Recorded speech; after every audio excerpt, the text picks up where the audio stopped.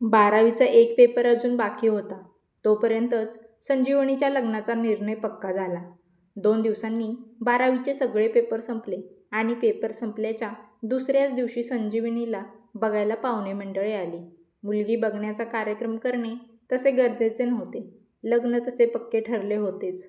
पण रीतिरिवाजानुसार मुलगी पाहण्याचा कार्यक्रम करावा लागला. पाहुणे मंडळी तसे कोणी लांबचे नव्हते. तिच्याच आईच्या मामाचा मुलगा होता. पाहुण्यांचा संबंध असल्यामुळे लहानपणापासून दोघेही एकमेकांना बघत आलेले. त्या मुलालाही संजीवनीची घरची सर्व परिस्थिती माहीत होती. संजीवनी लहानपणापासूनच शाळेत, कॉलेजमध्ये सगळीकडे हुशार आणि सगळ्याच बाबतीत ती पहिल्या नंबरला होती.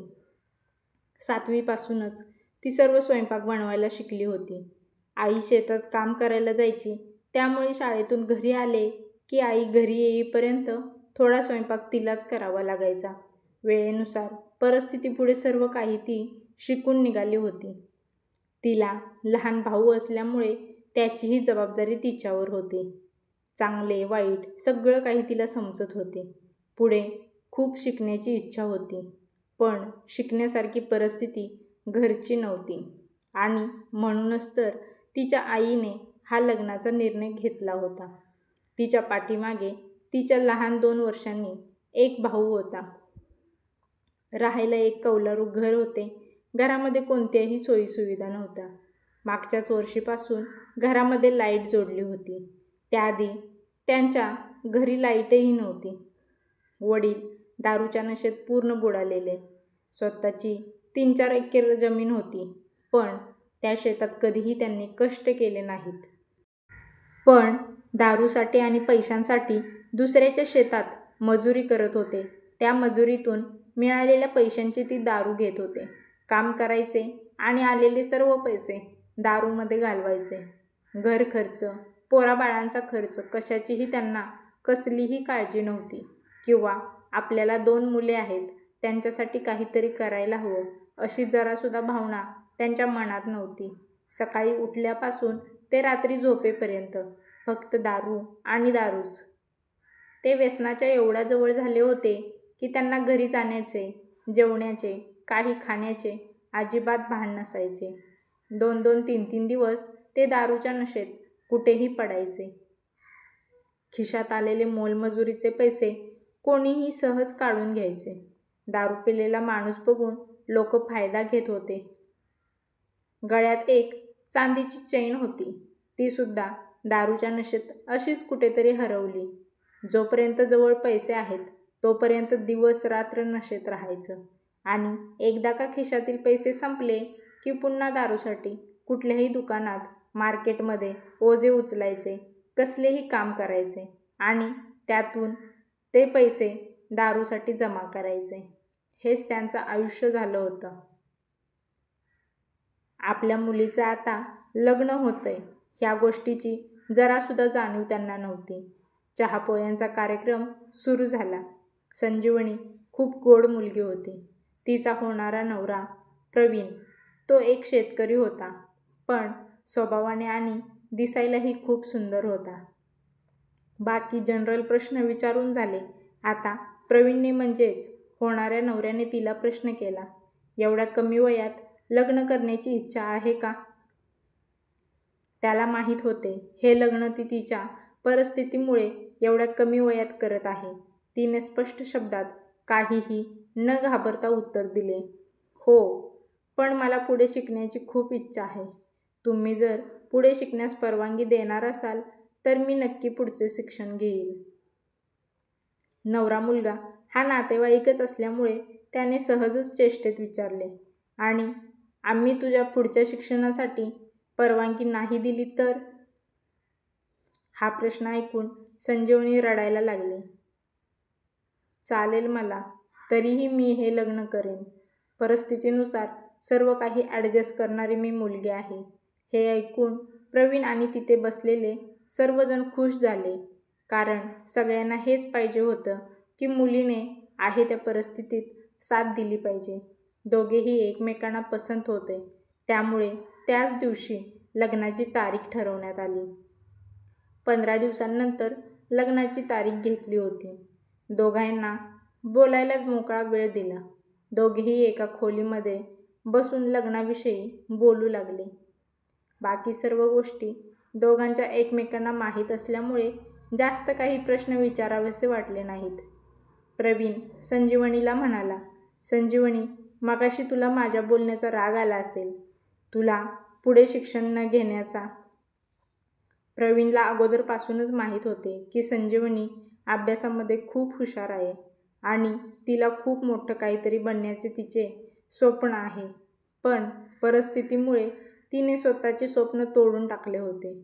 प्रवीण संजीवनीला म्हणाला, जेवढं शिकायचं आहे तेवढे तू शिक. मी तुझ्या पाठीमागे खंबीर उभा असेन. प्रवीणचे बोलणे ऐकून संजीवनीने त्याला मिठी मारली. दोघेही खूप खुश झाले. आनंदाच्या भरात मारलेली मिठी सोडत संजीवनी बाजूला झाली. दोघांचेही बोलणे आता संपले होते. संजीवनी प्रवीणला म्हणाली, जाऊया का बाहेर?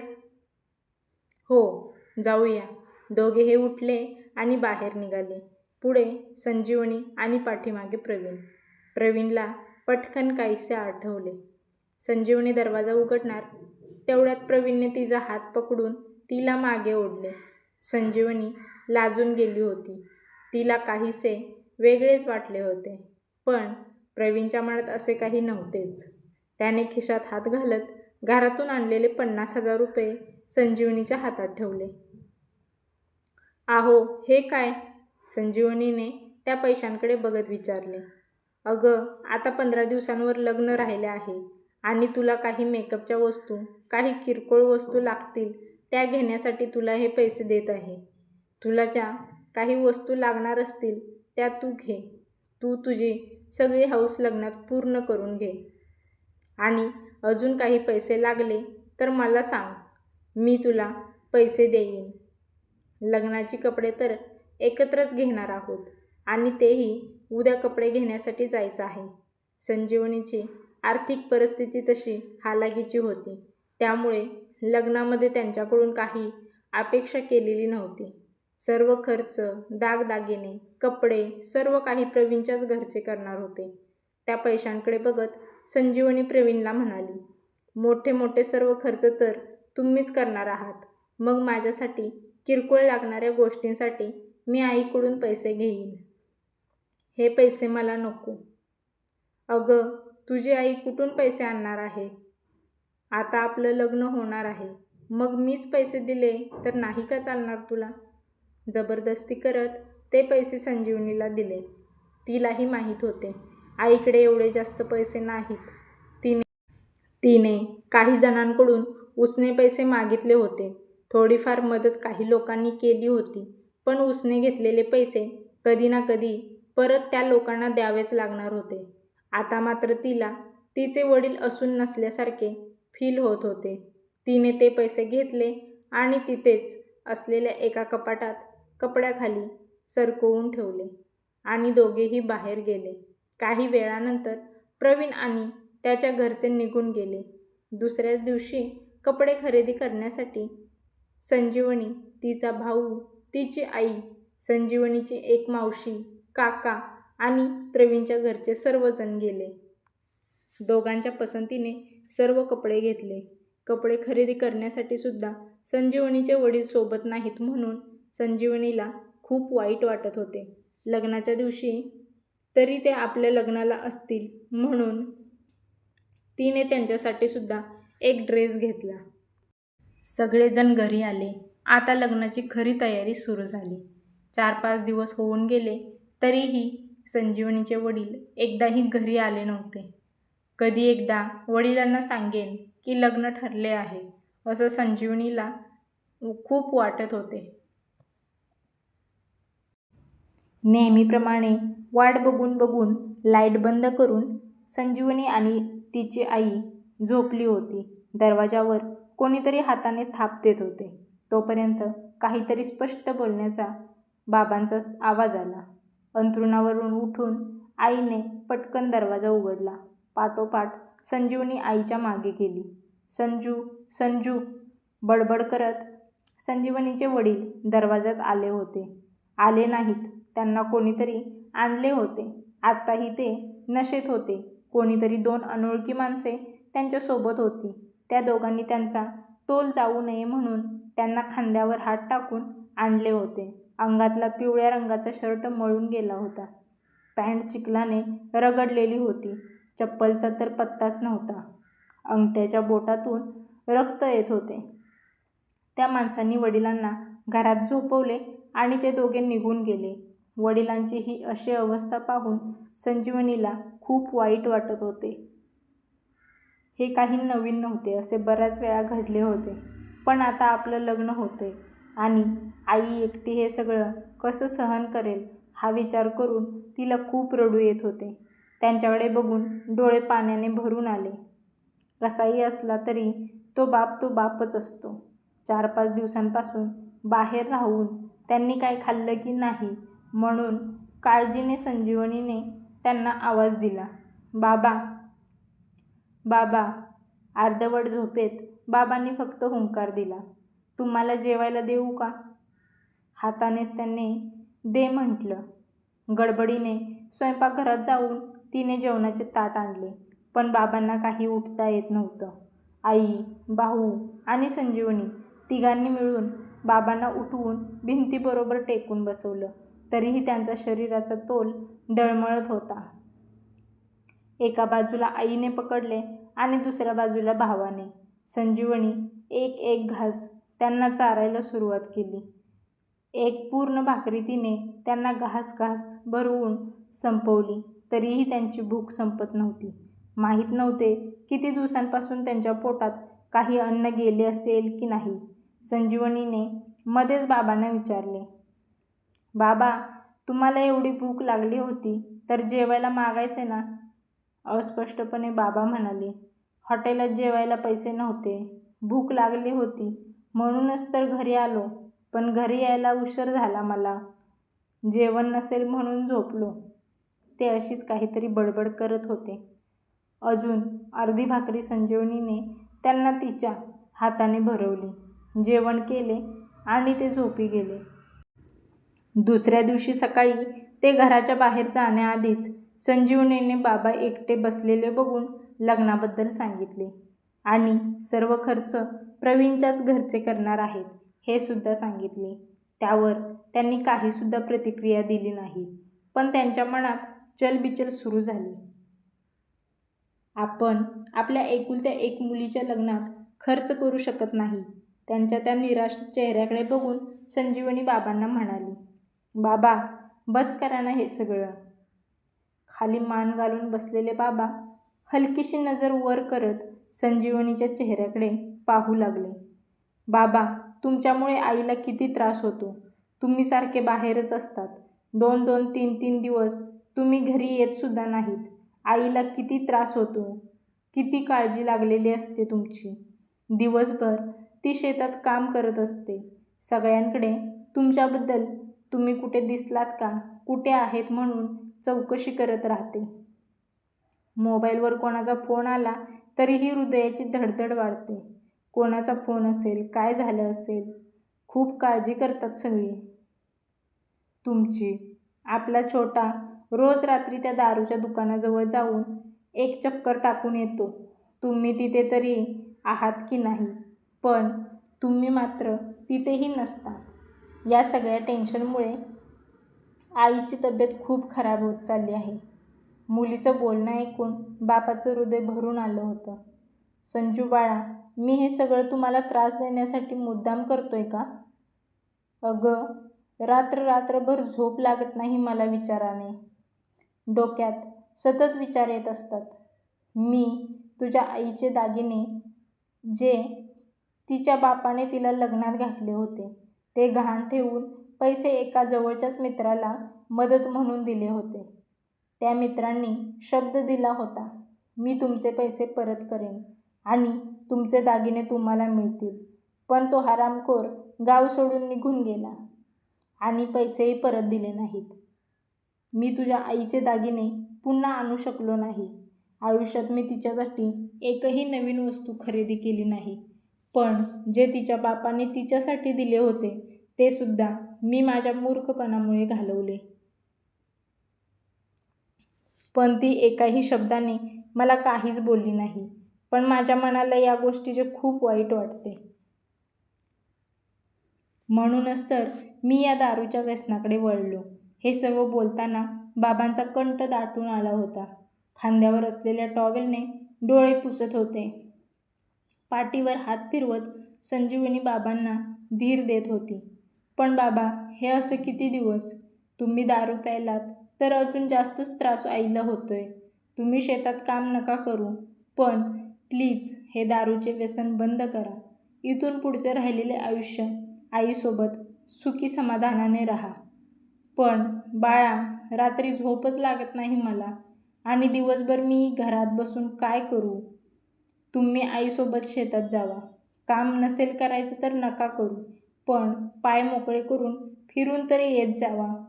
तिथे आपली जनावरे आहेत, त्यांना चारा पाणी तेवढं केलं तरी आईला पुष्कळ मदत होईल. बाबांनी मान डोलवली. त्यामध्येच त्यांचा होकार आला. बाबांचा रिस्पॉन्स बघून संजीवनी खुश झाली. बाबा, आज तुम्ही माझ्यासोबत तालुक्याला यायचं. मला काही वस्तू खरेदी करायच्या आहेत. तुम्ही माझ्यासोबत चला. बाबा काहीच बोलत नाहीत. पुन्हा संजीवनी आवाज देते, बाबा येणार ना माझ्यासोबत?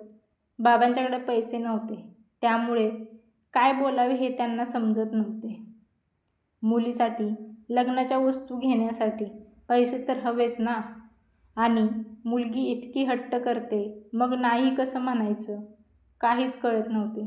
त्यांच्या चेहऱ्यावरचे एक्सप्रेशन बघून संजीवनी म्हणाली, बाबा काही काळजी करू नका. तुमच्या जावयाने माझ्याकडे पैसे दिले आहेत. तेच पैसे घेऊन आपण जाऊयात. तुम्ही फक्त माझ्यासोबत चला. बाबांनी हसून होकार दिला. जेवण वगैरे करून संजीवनी आणि बाबा खरेदीसाठी गेले. खरेदी करून दोघांनी एका हॉटेलला नाश्ता केला आणि घरी परत आले. आज आई मात्र खूप खुश होती. आईच्या चेहऱ्यावरचा आनंद बघून सर्वजण खुश होते. बाबा आईसोबत खूप दिवस बोलत नव्हते. आज मात्र मुलीच्या लग्नाविषयी सर्व गोष्टी ते आईसोबत बोलत होते. आईची सुद्धा हीच अपेक्षा होती की पैसे कमावून दिले नाहीत तरी चालतील, पण नवऱ्याची साथ मात्र आयुष्यभर हवी. लग्नाची तयारी चालू झाली. सर्व काही व्यवस्थित सुरू होतं. काही जवळचे नातेवाईक फक्त लग्नाच्या आधी तयारीसाठी आले होते. संजीवनीसुद्धा खूप खुश होती. कारण आता तिचे बाबा तिच्या सोबतच होते. सगळेजण मस्त एन्जॉय करत होते. आदल्या दिवशी गावदे होता, तोही मोठ्या थाटामाटात घेतला होता. संजीवनीला आणि बाकी कलवरांना बसायला एक बग्गी. गावदे खूप उत्साहात चालू होता. तेव्हा मात्र संजीवनीच्या आनंदात विरजण पडले. गावदेव सुरू असतानाच अचानक बाबा दिसेनासे झाले.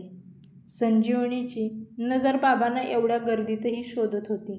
शेजारच्या एका मुलाला तिने जवळ बोलवून चौकशी केली, तर ते एका व्यक्तीसोबत गेले होते. आता संजीवनी समजून गेली की बाबा संध्याकाळी घरी येणार नाहीत. एका क्षणात तिच्या चेहऱ्यावरचा सर्व आनंद निघून गेला.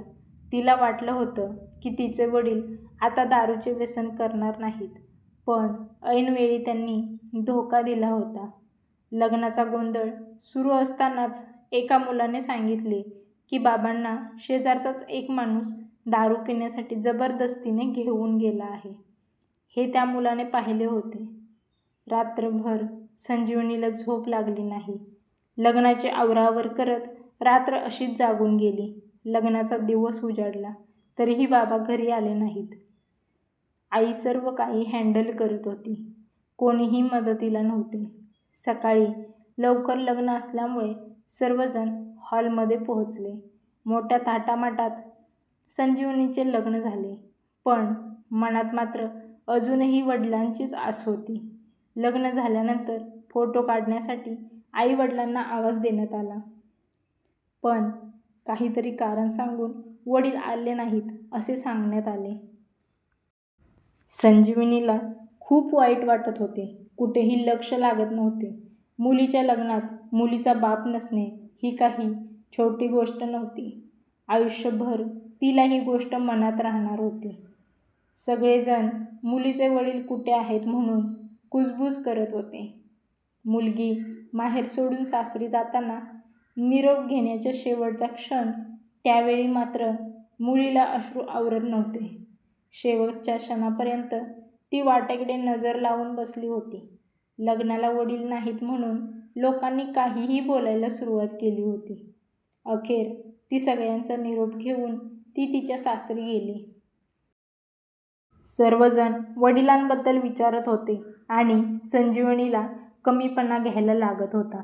संजीवनी तिच्या सासरी गेली आणि बाकी सर्वजण आपापल्या घरी आले. संजीवनीची आईही त्याच्या घरी गेली तर घरी वडील येऊन झोपले होते. संजीवनीची आई घरी गेल्या गेल्या ते आईची माफी मागू लागली. मी माझ्या मुलीच्या लग्नाला आलो नाही, मला माफ कर. पण एकदा गेलेली वेळ पुन्हा येत नसते. विषय जास्त ओढायला नको म्हणून तिच्या आईने तिथेच बोलणे थांबवले आणि त्यांच्याकडे दुर्लक्ष केले. 3-4 दिवस सासरी थांबून पुन्हा संजीवनी आणि तिचा नवरा माहेरी आले. त्यावेळी वडील व्यवस्थित होते. त्यांनी दारू प्यायली नव्हती. पण तरीही संजीवनीच्या मनात वडिलांविषयी खूप राग होता. ती वडिलांशी एकही शब्द बोलली नाही. जेवण वगैरे झाल्यानंतर संजीवनी आणि जावई जायला निघाले तेव्हा मात्र वडिलांनी संजीवनीच्या पाया पडून माफी मागू लागले. संजीवनीलाही वाईट वाटत होतं, पण झालेल्या गोष्टी ती विसरू शकत नव्हती. मनात वडिलांविषयी भरपूर प्रेम, आदर होता, पण ते लग्नाला नव्हते या गोष्टीचा भरपूर राग होता. आयुष्यात पुन्हा कधी ती वडिलांशी बोलली नाही, पण त्यानंतर त्यांनी कधीही दारू प्यायली नाहीत. आता त्यांच्याविषयी कसलेही टेन्शन नव्हते. सर्व काही व्यवस्थित चालू होते. कथा आवडल्यास लाईक करा, शेअर करा आणि सबस्क्राईब करा.